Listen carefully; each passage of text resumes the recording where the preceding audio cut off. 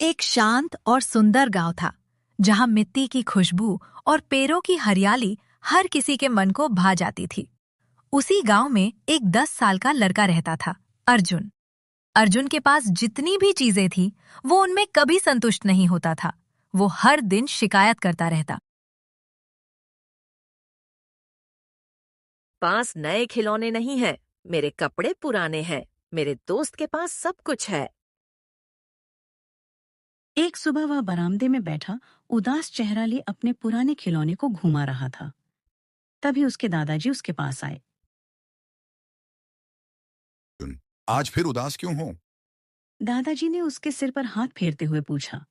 मेरे पास सब कुछ कम है दादाजी, दूसरों जैसा कुछ भी नहीं है। चलो, आज तुम्हें एक जगह ले चलता हूँ, उन्होंने कहा। दादाजी मुस्कुराए। अर्जुन अनमने मन से उनके साथ चल पड़ा। दादाजी उसे गांव के पास वाले छोटे जंगल की ओर ले गए। रास्ते में हल्की धूप पत्तों पर पड़कर सोने जैसी चमक रही थी। दूर कहीं बच्चे खेलते हुए नजर आ रहे थे। अर्जुन आश्चर्य में बोला। दादाजी देखिए, उसके पास चप्पल भी नहीं है, फिर भी वह कितना खुश है। दादाजी ने कहा। हाँ बेटा, क्योंकि खुशी जूतों से नहीं, दिल से मिलती है। आगे बढ़ते हुए अर्जुन ने एक और लड़के को देखा, जिसका एक हाथ नहीं था, लेकिन वह पेड़ पर चढ़ने की कोशिश कर रहा था। उसके दोस्त नीचे खड़े होकर उसे हौसला दे रहे थे। वह लड़का गिरता, उठता, फिर कोशिश करता, हर बार हंसते हुए। अर्जुन यह देखकर हैरान हो गया। दादाजी, उसके पास तो एक हाथ भी नहीं है, लेकिन वह खुश है। वह हंस क्यों रहा है? दादाजी ने हल्की मुस्कान के साथ कहा। क्योंकि वह अपनी कमी को कमजोरी नहीं समझता।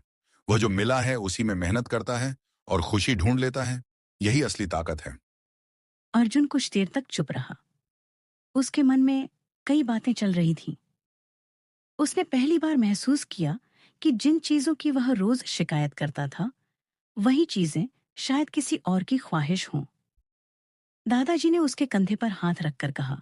बेटा, जिंदगी में जो मिला है, अगर उसे प्यार से स्वीकार करो, तो दिल हमेशा खुश रहता है। और जिसकी कमी है, उसे पाने के लिए मेहनत करनी चाहिए, शिकायत नहीं। अर्जुन ने गहरी सांस ली और धीमे से बोला। दादाजी, शायद मैं अब तक गलत सोचता था। मैं बहुत कुछ होने के बाद भी खुश नहीं था। दादाजी ने प्यार से कहा। अब समझ आएगा तो खुशी खुद तुम्हारे पास आएगी। घर लौटते हुए अर्जुन के चेहरे पर अब शिकायत नहीं थी। वह रास्ते के हर छोटे दृश्य को खुशी से देख रहा था। पत्तों की सरसराहट, हवा की ठंडक, बच्चों की हंसी। उसे महसूस हुआ कि खुशी चीजों से नहीं, सोच से आती है।